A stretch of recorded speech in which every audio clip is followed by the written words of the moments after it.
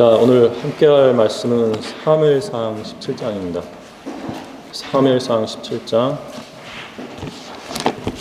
38절에서 40절이고 그리고 45절을 또 읽을 거예요. 17장 38절에서 40절 그리고 45절. 누구나 잘 알고 있는 다윗 이야기인데 다른 각도로 한번 배워보도록 말씀을 보도록 하겠습니다. 사울이 자기 갑옷을 다윗에게 입히고 노투구를 그의 머리에 씌우고 또 쇠민을 갑옷을 입히더라. 다윗이 그의 갑옷 위에 칼을 차고 걸으려고 해보았으나 익숙하지 아니하므로 자기 것이 아닌 거예요. 남의 것 부러워할 필요 없어요. 내가 가진 것으로 싸우는 거예요. 다윗이 사울에게 말하기를 이것들이 내게 익숙치 아니하므로 입고 가지 않겠나이다 하고 그것들을 벗은 후 그가 손에 막대기를 들고 골리앗을 대적하러 나가는데 막대기를 가지고 나가요. 골리앗이 뭐라고 그랬냐면 43절에 내가 개이기에 네가 막대기를 가지고 내게 나왔느냐라고 했어요. 필리스티아의 최고 투사와 싸우기 위해서 막대기를 가지고 나왔다. 얼마나 골리앗을 조롱한 겁니까? 자, 그가 손에 막대기를 들고 40절 시냇가에서 매끄러운 돌 5개를 골라서 자기가 갖고 있는 목자의 자루 즉 여행자의 자루에 넣었으며 손에 물매를 가지고 그 필리스티아인에게 다가가더라. 겉으로는 막대기를 가지고 나온 것 같은데 다윗의 실제 무기는 물맷돌이에요. 자, 그 필리스티아인이 다윗에게 가까이 다가오는데 어디까지? 40절까지죠. 그 다음에 45절 볼게요. 그때 다윗이 그 필리스티아인에게 말하기를 너는 칼과 창과 방패를 가지고 내게 오지만 나는 만군의 주의 이름 즉 네가 모독한 이스라엘 군대의 하나님의 이름으로 내게 가노라 고 했어요. 실제로 다윗은 이제 물맷돌을 가지고 싸우지만 그가 전면에 내세운 것은 하나님의 이름이에요.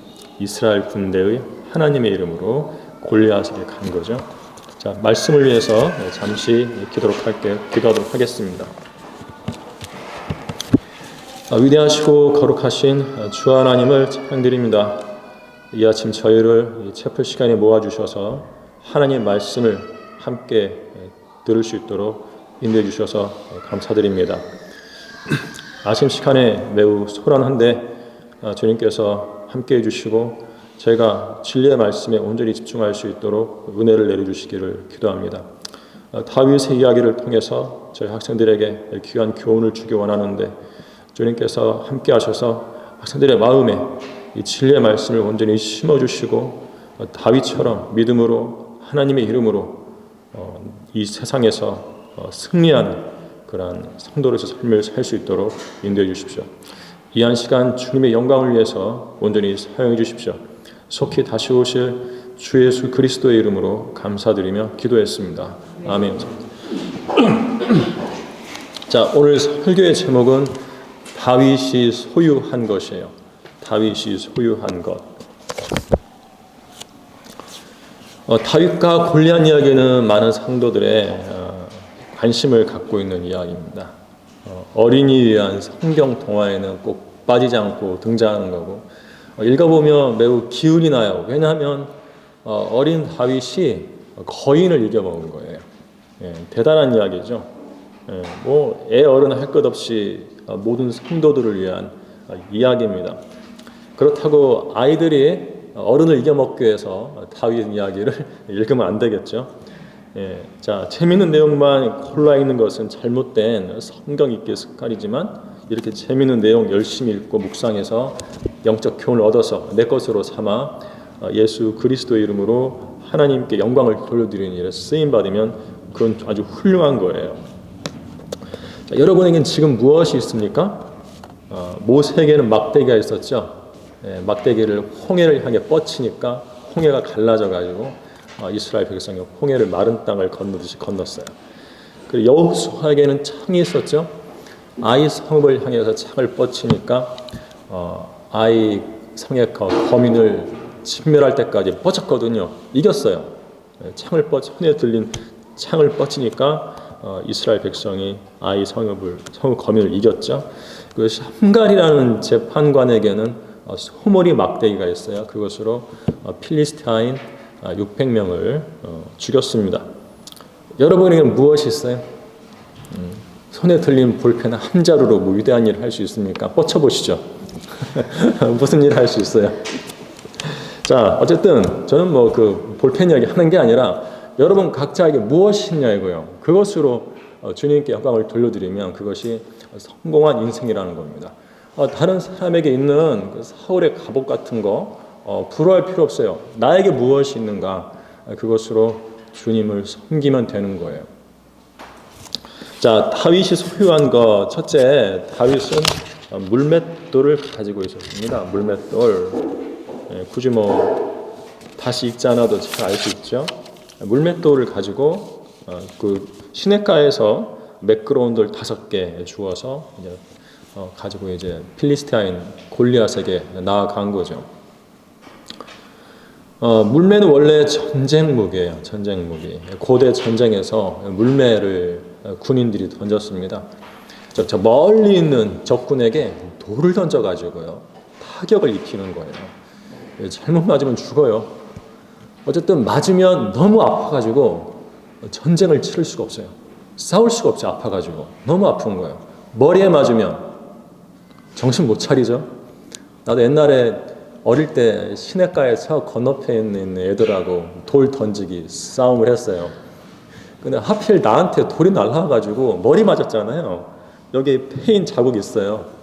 머리에 돌 맞고 피나고 상처나면 거기 머리가 다 빠져버립니다. 하얗게 이제 구멍이 나 있는데 아파요. 진짜 아프고 울었어요. 너무 아파가지고 얼굴 안 맞아 너무 다행인 거였어요. 자, 물매를 쏘는 그 물맷돌을 던지는 군인들은 궁수 옆에 있었어요. 활을 쏘는 궁수 옆에 있었어요.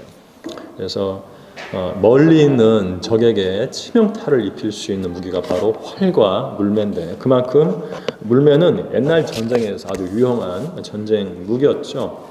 맞으면 격심한 고통에 순간 전투력을 상실하게 되고요. 때로는 골리앗처럼 맞아 죽을 수도 있는 거예요. 만일 납으로 된 공, 납은 녹는 온도가 낮죠. 그래서 이 납으로 된 이만한 공을 물매에 넣어서 던지면 납이 녹아버릴 것이다. 그 정도로 속도도 빠르고 그 위력이 굉장한 거죠.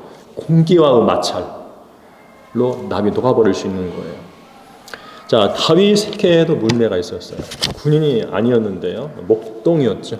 목동. 그래서 근데 목동들도 물매를 썼다 하는 거죠. 다윗이 골리앗과 싸우러 가기 위해서 이제 시냇가에서 돌 5개를 주었잖아요. 5은 죽음의 숫자잖아요. 골리앗도 이제 죽었다 이거예요. 근데 다윗에게는 물매가 기본적으로 있었어요. 그 돌을 넣어서 이렇게 해서 던지는 주머니 같은 거 있죠. 그게 있었던 거예요. 우리 뭐 옛날에 새총 같은 그런 주머니. 물매를 넣어서 새총 이렇게 쏘지만 물매는 여기에 넣어가지고 돌려서 쏘는 거예요. 그 힘이 굉장하죠. 그러니까 물매는 군인뿐만 아니라 목동도 사용한 무기였는데 양을 잡아먹으려고 하는 맹수를 쫓아버리는 목동들의 무기였습니다. 그런데 맹수가 다가와요. 사자가 다가와요. 물매를 던졌어요. 못 맞췄어요. 어떻게? 큰일 나겠죠? 네, 그러니까 평소에 목동들은 물매 던지는 훈련을 해야 돼요. 네, 아무 일 없을 때 양들이 풀을 뜯고 있을 때 옆에서 나는 물매 던지는 훈련을 해야 하는 거예요. 괜히 못 맞춰가지고 맹수 흥분시켜서 목동 자신이 잡아먹히면 안 되겠죠. 목동들에게는 훌륭한 물매 실력이 있어야 한다는 거예요. 다윗은 골리앗의 이마를 한 방에 맞췄어요. 못 맞췄다며 다윗이 죽을 수도 있죠. 고작해야 막대기 하나 들고 나갔는데요. 골리앗은 칼을 들고 오는데요. 다윗이 죽는 거예요. 자, 나는 이 일로 하나님께 영광 돌려드려요. 전쟁은 주님의 것이죠. 주님께서 칼과 창으로 구원하시는 분이 아니심을 증명할 수 있기 때문에 그래요. 고작 돌멩이 하나로 적장을 무너뜨린 겁니다. 쓰러뜨린 거예요. 다윗이 골리앗을 정확하게 맞춘 것은 그의 육신의 능력이 아니었죠. 믿음으로 싸웠을 때 전쟁은 하나님께서 승리를 주셨어요. 다윗이 물맷돌을 5개를 준비했거든요. 첫 번째 거 쐈는데 안 맞았어요. 두 번째 거도 쐈는데 안 맞았어요. 어떻게 해요? 5번째까지 안 맞으면 어떻게 하죠? 없어요. 막대기로 치겠다고요, 골리앗을요? 팔이 안 되는 거예요. 자, 다윗이 쏘았던 첫 번째 물맷돌이 골리앗의 이마에 그대로 들어가서 박혀버린 거죠. 자, 이 싸움은 믿음의 싸움이었고 하나님만을 신뢰한 싸움이었어요. 하나님께서 승리를 주신 싸움이었어요. 자, 그러면 믿음으로 하면 되는 거냐? 다윗이 그날 물매를 처음 쏴봤을까? 자, 양들을 보호하기 위해서 휴대하고 다녔어요. 예, 그 필리스타인들과 이렇게 대치하고 있었을 때 다윗이 그 전쟁터에 갔는데 그 다윗의 몸에는 물매가 있었다. 예, 그러니까 양을 치던 상태에서 아버지 심부름으로 아버지가 시킨 심부름으로 전쟁터에 갔는데 다윗의 몸에 물매가 있었다는 것은 목동에게는 이 물매가 휴대품이었다는 거예요. 언제라도 돌멩이만 있으면 그 자리에서 주워가지고 맹수를 쫓아버릴 수 있도록 준비된 물품이었죠. 자, 여러분이 다윗이라면 어떻게 했어요? 양을 지키기 위해서 물맷돌 던지는 연습을 했겠죠. 할 수밖에 없죠. 양을 살리고 나도 살기 위해서 훈련을 해야 하는 거예요. 자, 싸나운 맹수들과 싸워야 하는데 연습 없이 그냥 믿음으로 던져서 맞추기를 바랐겠는가? 절대 그럴 수 없는 거예요. 무조건 믿음으로만 하면 다 된다. 이거는 은사주의자들의 거짓말이죠. 자, 아무것도 준비가 안 됐는데 어떻게 믿음으로 수능 시험을 치를 수 있습니까? 말이 안 돼요. 공부를 했어야죠. 공부를 해야 시험을 보죠. 자, 성경에 따르면 경건에 이른 일에도 훈련이 필요해요. 훈련. 우리가 경건하게 사는 것이 그냥 되는 것이 아니에요. 우리는 죄의 몸인 육신을 입고 있기 때문에 휴거되기 전까지는 아주 불완전해요. 그래서 죄를 짓고 자백하고 죄를 짓고 자백하고 영적으로 어릴 때는 그런 일이 계속 반복되는 거예요. 내가 부족한 사람이라서 그러는 거예요. 그래서 하나님의 뜻대로 살 수 있는 경건한 사람이 되기 위해서는 그 일에도 훈련이 필요하더라. 예, 죄에 쓰러졌다가 다시 일어나서 걸어보고 마치 아기가 걸음마를 배우듯이 넘어졌다가 다시 일어나고 넘어졌다가 다시 일어나고 경건의 훈련이 필요한 거예요. 자, 믿음으로만 하면 처음부터 무슨 일이든 일사천리도 다 될 것처럼 생각하는 것은 믿음이 아니고 미신입니다. 미신. 자, 믿음은 성경에 계시되신 하나님을 그 말씀을 통해 신뢰하는 거예요. 자, 여러분은 공부하는 학생이죠. 그렇기 때문에 성경에 계시되신 하나님을 신뢰하고 주님께 기도하면서 실제적으로 공부에 나아가야 돼요. 여러분 공부할 때 얼마나 오랫동안 앉아 있습니까? 가끔 이제 복도를 걸어가는데 나는 책상에 오래 앉아 있는 사람이지 엉덩이를 떼고 일어나 걷는 사람이 아니거든요. 난 지금 뭐 어떤 특정 학생 이야기하는 거 아니에요. 근데 복도를 지나가다 보면 무척 자주 만나는 학생이 있어요. 확률적으로 대단히 희박한데 나처럼 자리에서 적게 일어난 사람이 일어나서 나갈 때마다 만난다면 그 학생은 복도를 얼마나 자주 돌아다닐까? 나 그런 생각을 최근에 했어요. 물론 이 자리에 이제 시온이 있나? 시온이? 시온이가 그런다는 게 아니에요. 시온이는 그저께인가 어저께인가 한 3번 만났나? 4번 만났나? 그것도 뭐 내가 화장실 갔다가 올 때 뭐 쓰레기 버리고 올 때 마침에 이제 그 퇴근 시간 좀 오후 늦게 해가지고 근데 너무 자주 만나가 내가 시온이한테 야 자주 만난다 그랬더니 피식 웃어. 그런데 이제 다른 학생도 있어요. 내 이름은 거명하지 않겠지만은 무척 자주 만난다. 그래서 그저께부터 이상하게 생각해. 쟤는 왜 나랑 매번 만날까 복도에서? 아니 복도에서 사는 것 같아요. 이건 무슨 이야기냐면 공부를 안 한다는 거죠. 남들 책상에 앉아서 공부할 때 그 학생은 복도에서 놀고 있는 거예요. 그러면 안 돼요. 절대 그러면 안 됩니다. 어떤 학생 아예 그 뭐 얼굴도 못 봐요. 그래서 가끔 만나면 야 너 오랜만이다 해요. 진짜로. 청년이 같은 경우는 어딨어 청년이. 야, 너 오랜만이다. 너 학교 나왔냐고. 안 나오는 거예요 쟤는요. 예, 공부를 해야지 너무 복도로 돌아다니면 안 돼. 예, 그거 있어요. 훈련하는 거죠. 공부를 해야 수능 시험을 보죠. 공부를 해야. 자, 훈련을 해야 합니다. 예, 주님께 기도하는 것도 중요하지만 내가 실제로 공부하면서 기도를 해야 한다는 거예요. 자, 믿음으로 하면 골리앗 이마에 박힌 돌멩이처럼 정답에 박혀 들어가는 것은 아니에요. 이것 미신이고요. 하나님 믿고 하나님을 열심히 찾으면서 공부하는 학생들을 주님께서는 도우십니다. 주님 안에서 계획한 목표를 놓고 기도하고요. 그 목표를 이루기 위해서 열심히 노력하는 가운데 하나님을 끊임없이 찾는 학생이 믿음의 학생이에요. 자, 바로 이것이 여러분이 이 소중한 학창 시절에 학업과 장래를 위해서 반드시 추구해야 할 부분입니다. 여러분에게는 각자의 물맷돌이 있어요. 어떤 물맷돌은 공부 잘하는 물맷돌이에요. 뭐 나도 학창 시절을 보냈으니까 아니 어떤 학생은 그냥 학교만 다니는데요. 성적이 잘 나와요. 진짜로 그런 학생이 있어요. 그런 학생은 머리를 정말 잘 타고난 사람이죠. 학교 와서 공부하냐 안 해요. 걔는 수업만 받아요. 집에 가서 학원 다니는 것도 아니고 공부 너무 잘하는 거예요. 모두가 그럴 수 없어요. 그것은 그 사람의 물맷돌이에요.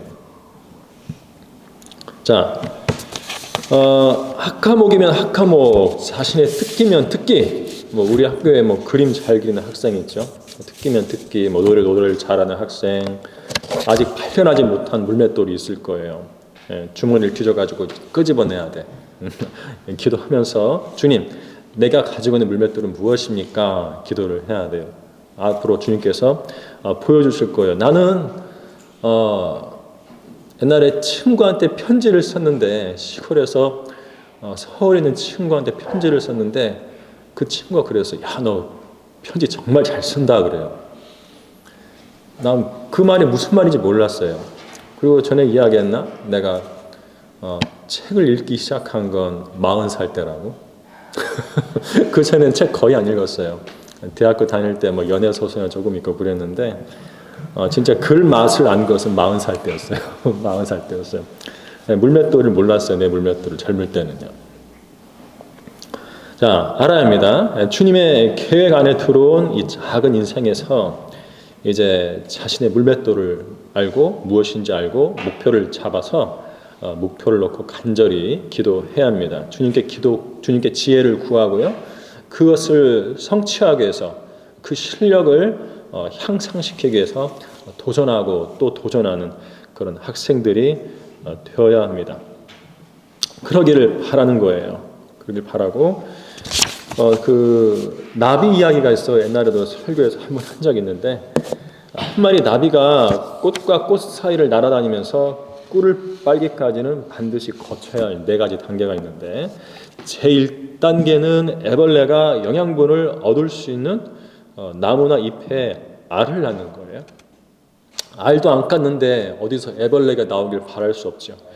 자, 제2단계는 애벌레가 알에서 깨어가지고 식물의 잎사귀를 먹으며 자라는 단계인데 어느 정도 자라면 잎사귀를 소화시키는 소화액이 분비되지 않게 돼요. 여러분은 아마 이 애벌레 단계가 아닌가 생각이 돼요. 그리고 제3단계에서는요. 애벌레가 잎사귀나 나무에 달라붙어 비단실이 될 액체를 만들고 그 액체로 실을 뽑아서 자기 몸을 감싸고 번데기가 된다. 이 정도 되면은 아마 고등학교 2학년, 3학년 정도가 되지 않을까 그래요. 자, 그다음에 제4단계는 얼마 후 번데기 껍질을 부드럽게 하는 액체를 발라 단단한 껍질을 깨고 나비가 되어 나온다.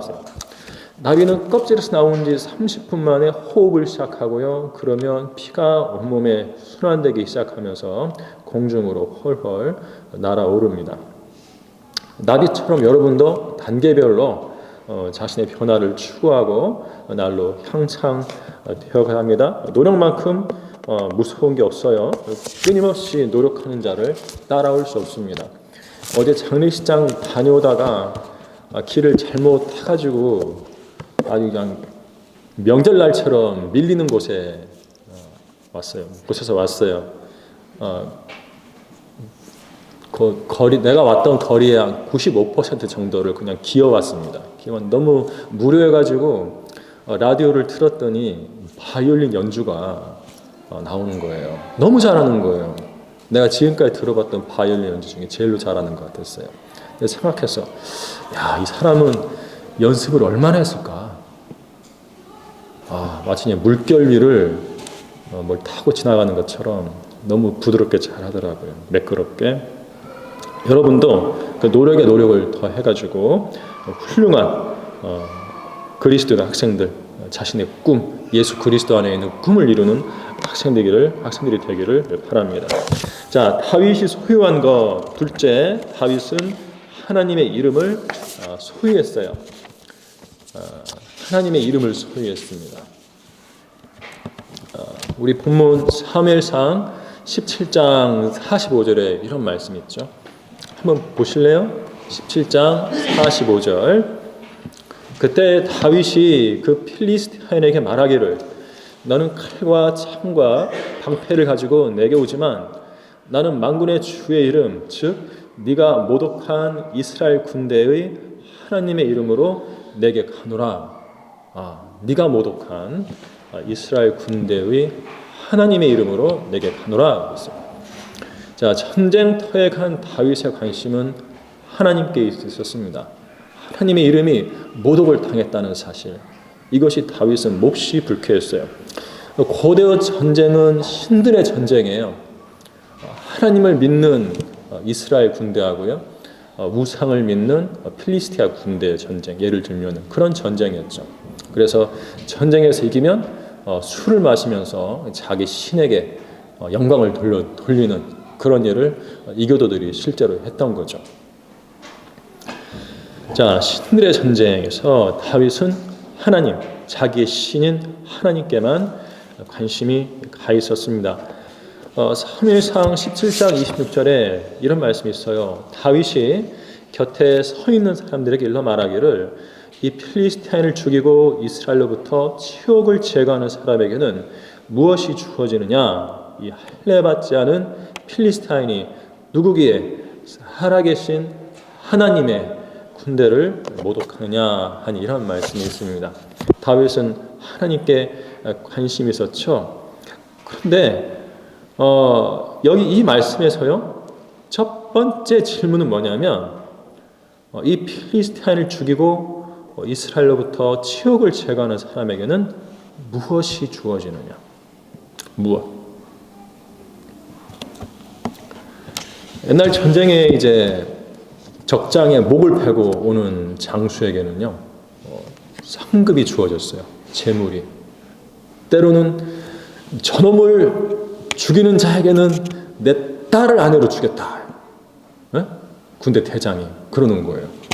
대장의 딸을 아내로 얻기 위해서 가서 싸우러 가죠. 근데 가서 죽으면 어떡해? 그런 일 있으면 안 되겠죠. 싸움을 잘해야 돼. 전쟁터에서는.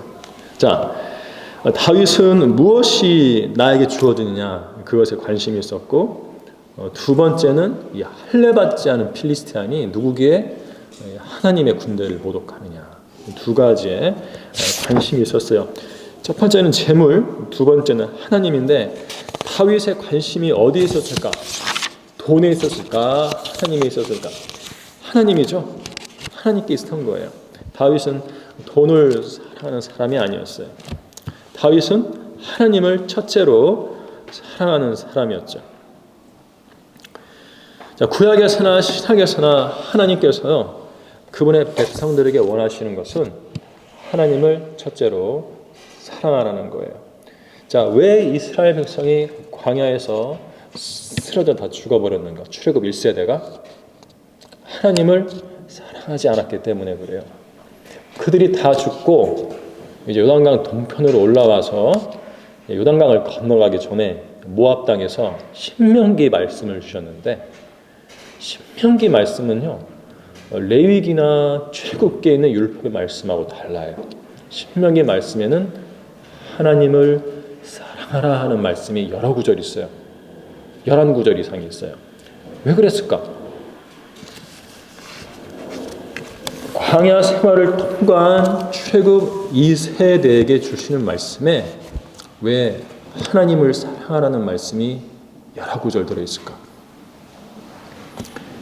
그들의 조상, 그들의 아버지, 그들의 할아버지, 광야에서 쓰러져 죽은 그 사람들은 하나님을 사랑하지 않았기 때문에 율법을 지키지 않았다는 거예요. 하나님을 사랑하지 않았기 때문에 불평을 일삼았던 거죠. 그래서 죽은 거예요.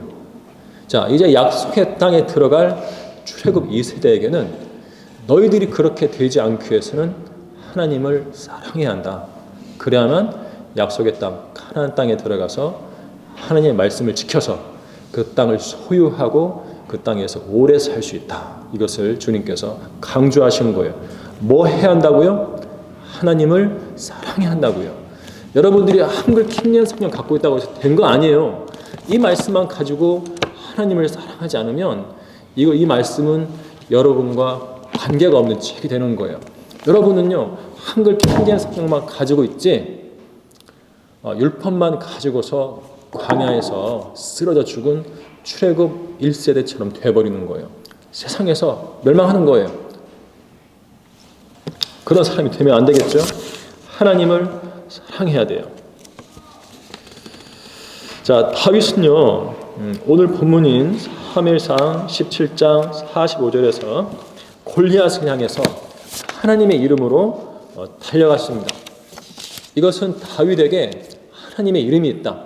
다윗은 하나님의 이름을 소유했다고 볼 수 있는 부분이에요. 왜냐하면 다윗은 하나님을 소유한 사람이기 때문에 그래요. 자, 우리 다 함께 시편 18편 보겠습니다.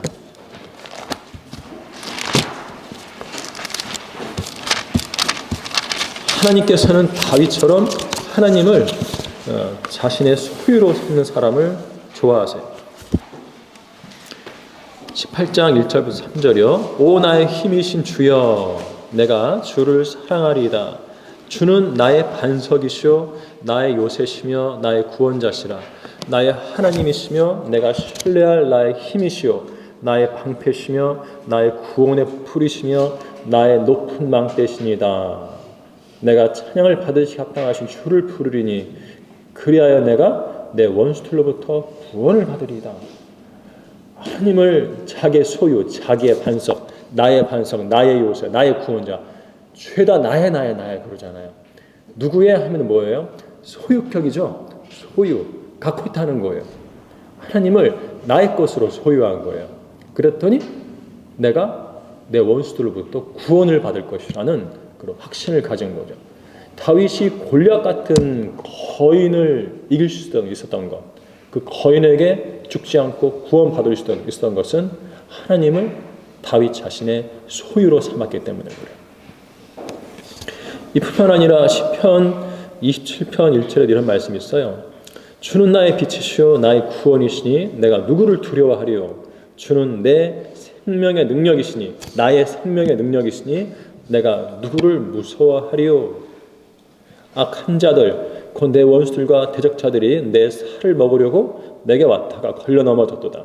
군대가 나를 대적하여 진칠지라도 내 마음은 두려워하지 아니하며 전쟁이 나를 대적하여 일어날지라도 그 가운데 나는 담대하리라. 골리앗 앞에 있는 다윗을 읽을 수 있죠. 골리앗 앞에서 다윗이 어떤 믿음을 갖고 있었나? 무섭지 않다 이거예요. 군대가 나를 대적해도요 내 마음은 두려워하지 않는다.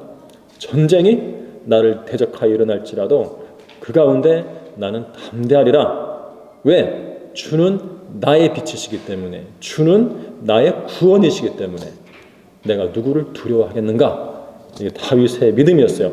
하나님을 소유했어요. 골리앗과의 전쟁에서는 이 하나님의 이름으로 나아간 거죠. 자, 우리는 하나님이 어디에 있어요?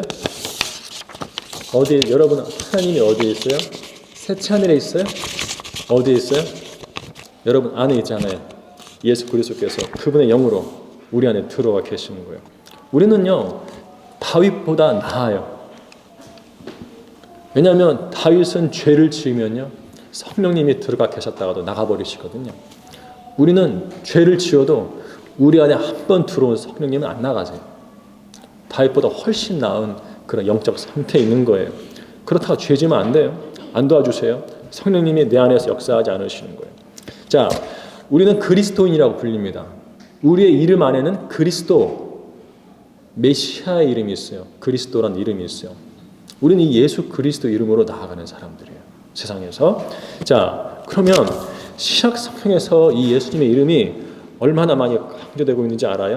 네, 많이 준비했는데 시간 관계상 다 읽지는 못하겠고 몇 구절만 읽을게요. 장절은 생략합니다. 또 누구든지 내 이름으로 이런 어린아이 하나를 영접하면 나를 영접하는 것이라. 두세 사람이 내 이름으로 함께 모이는 곳에는 나도 그들 가운데 있느니라. 또 너희가 내 이름으로 무엇이든지 구하면 내가 그것을 행하리니 이는 아버지로 아들 안에서 영광을 받으시게 하려는 것이라. 너희가 무엇이나 내 이름으로 구하면 내가 행하리라. 주의 손을 펴시어 병을 낫게 하시며 또 표적들과 이적들이 주의 거룩하신 아들 예수의 이름으로 일어나게 하소서. 그들이 이 말을 듣고 주 예수의 이름으로 침례를 받더라. 이 일이 에베소에 살고 있는 모든 유대인과 헬라인에게도 알려지니 두려움이 그들 모두에게 임하여 주 예수의 이름을 높이더라. 너희 가운데도 이런 일을 행하였던 자들이 더러 있었으나 너희가 주 예수의 이름과 우리 하나님의 영으로 씻음을 받았고 거룩하게 되었으며 의롭게 되었느니라. 하늘에 있는 것이나 땅 위에 있는 것이나 땅 아래에 있는 것이나 모든 무릎을 예수의 이름에 꿇게 하시고. 더 있어요. 많아요. 아주 많아요. 그의 계명은 이것이니 우리가 그의 아들 예수 그리스도의 이름을 믿고 그가 우리에게 주신 계명대로 서로 사랑하라는 것이라. 예수 그리스도라는 이 이름은 많지만 예수 그리스도의 이름으로, 예수의 이름으로 이런 표현도 있어요. 많이 강조하고 있습니다. 자, 우리가 하나님을 알기 위해 알아야 할 분은 예수 그리스도시고요. 우리가 지상생을 살면서 가장 관심을 가져야 할 분은 예수 그리스도세요. 우리가 영원히 찬양해야 할 분도 예수 그리스도세요. 다윗이 하나님의 이름을 소유했다면 우리는 예수 그리스도의 이름을 소유했어요. 다윗이 하나님의 이름으로 나아갔다면 우리는 예수 그리스도의 이름으로 나아가는 거예요. 골로새서 3장 17절에 또 말에 있어서나 행실에 있어서나 무엇을 하든지 모든 것을 주 예수의 이름으로 하고 그를 통하여 하나님 곧 아버지께 감사를 드리라. 우리에게 이렇게 명령하고 있습니다.